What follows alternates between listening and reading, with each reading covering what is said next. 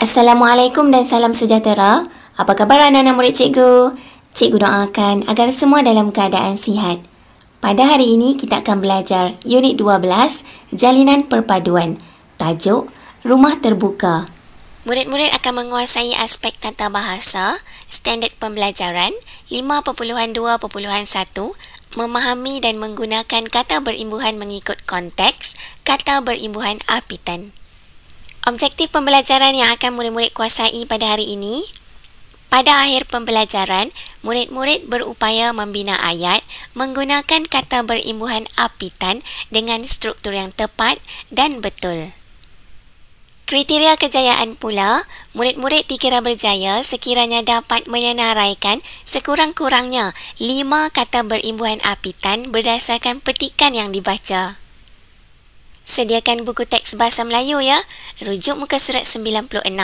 Kita akan baca petikan ini dan kita akan cari kata berimbuhan apitan. Jom cikgu terangkan dulu apa itu kata berimbuhan. Maksudnya ialah proses menggandingkan imbuhan dengan kata dasar. Okey, jom cikgu bagi contoh. Kata dasar baca boleh jadi imbuhan membaca, bacaan atau pembacaan. Berdasarkan contoh yang telah cikgu beri tadi, cikgu nak tanyalah anak-anak murid cikgu ni, kata berimbuhan terbahagi kepada berapa kategori ya? Bagus, terbahagi kepada 3 kategori, iaitu kata berimbuhan awalan, kata berimbuhan akhiran dan kata berimbuhan apitan. Contoh yang pertama, kata berimbuhan awalan yang menerima imbuhan pada bahagian hadapan kata dasar. Proses ini boleh menghasilkan kata kerja, contohnya bawa, membawa. Kata adjektif, indah, terindah. Dan kata nama, kebun menjadi pekebun. Yang kedua, kata berimbuhan akhiran menerima imbuhan pada bahagian belakang kata dasar. Proses ini boleh menghasilkan kata nama, contohnya pakai menjadi pakaian.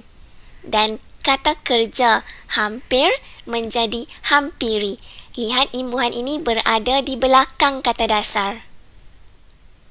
Yang ketiga pula, kata berimbuhan apitan yang menerima imbuhan pada bahagian hadapan dan belakang kata dasar. Proses ini menghasilkan kata nama, contohnya mahir menjadi kemahiran, kata kerja dapat, mendapatkan, kata adjektif Cina, kecinaan. Lihat kata berimbuhan ini hadir di hadapan dan di belakang kata dasar. Jom kita baca petikan bersama-sama. Rumah terbuka. Farisha, Syufen dan Rubini membaca rencana dalam majalah Dewan Pelajar.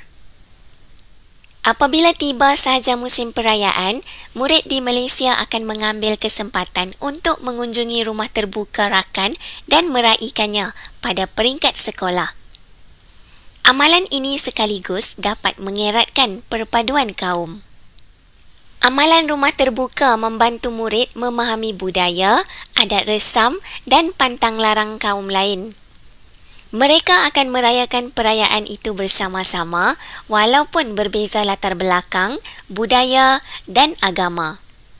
Sebagai contoh, murid India, Cina, Iban dan Kadazan meraikan sambutan Hari Raya Aidilfitri dengan orang Melayu tanpa prasangka. Amalan rumah terbuka ini menyuburkan hubungan persaudaraan antara murid. Mereka berpeluang untuk mengenali rakan yang berlainan bangsa. Persefahaman kaum wujud melalui pertemuan dan perbualan serta gurau senda. Selain itu, amalan rumah terbuka juga memberikan peluang bagi murid mengenali dan menikmati kepelbagaian masakan masyarakat Malaysia. Misalnya, masyarakat India gemar menyajikan manisan kepada tetamu. Oleh itu, sikap menghormati tradisi kaum akan kekal terjalin. Keindahan, keunikan dan kehalusan budaya dalam amalan rumah terbuka akan melahirkan generasi yang bangga akan warisan perpaduan yang dimiliki. Berdasarkan petikan yang telah kita baca tadi, jom kita cari kata berimbuhan apitan. Dalam perenggan yang pertama ini, ada banyak kan kata berimbuhan apitan. Jom kita bulatkan. Ada perayaan, kesempatan, mengunjungi, mengeratkan dan perpaduan. Kita lihat pula perenggan yang kedua. Murid-murid nampak tak? Ada memahami, merayakan, perayaan dan meraihkan. Jom kita lihat pula perenggan yang ketiga. Cuba murid-murid rujuk pada baris yang pertama. Ada kan kata berimbuhan apitan? Ya, perkataan menyuburkan. Selain itu, kita ada persaudaraan, mengenali, berlainan, persefahaman, pertemuan dan perbualan. Perenggan yang keempat pula, ada kata berimbuhan apitan memberikan, menikmati, kepelbagaian, menyajikan dan menghormati. Dalam perenggan yang terakhir ini juga ada banyak lagi kata berimbuhan apitan. Ada keindahan, keunikan, kehalusan, melahirkan, perpaduan dan dimiliki. Tugasan yang cikgu nak murid-murid laksanakan pada hari ini mudah saja.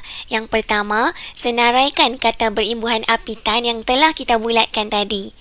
Yang kedua, bina ayat menggunakan kata berimbuhan apitan. Bina 5 ayat sahaja ya. Semoga perkongsian cikgu tentang kata berimbuhan apitan pada hari ini dapat memberi manfaat kepada semua anak murid cikgu. Selamat berjaya ya. Jumpa lagi.